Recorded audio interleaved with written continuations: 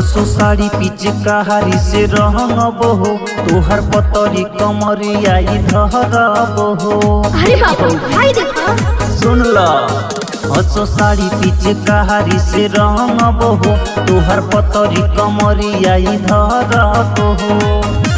छोड़ी के भगबू अगर भौजी लेके लाल का कलर जानी रागड़ा भितार देवरू जन भितार देवरू जन भितार देवरू ना तो होई जाए कुछ गड़बड़ देवरू गड़बड़ देवरू जन भितार देवरू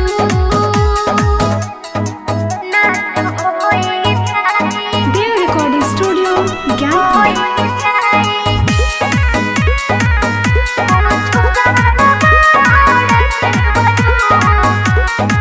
धरा नया ही से बना तुराही से करा नया बुबल जारी हो।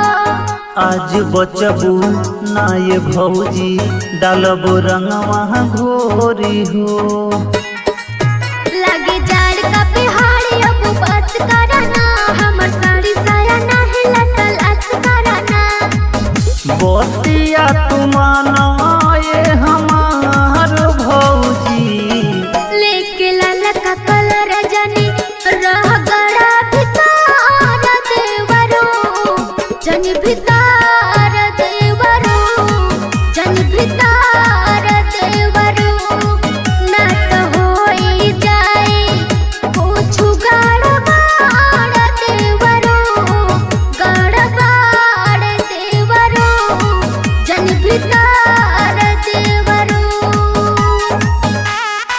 ना होई जाए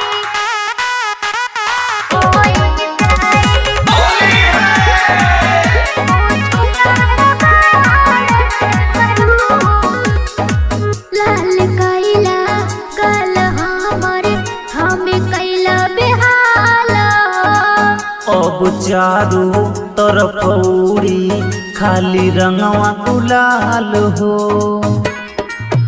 हरे मुके सन फूल नाही घाट करहो, कहीं जाई के अब पूजा पाठ करहो। रहनवा लगाई बुझैबू तार भौजी, लेके लाल का कलर जानी रागड़ा भितार देवरू जन भितार देवरू जन भितार देवरू ना तो होई जाए कुछ गड़बड़ देवरू गड़बड़ देवरू जन भितार देवरू। हरे हटा हो बुरा न माना होली है।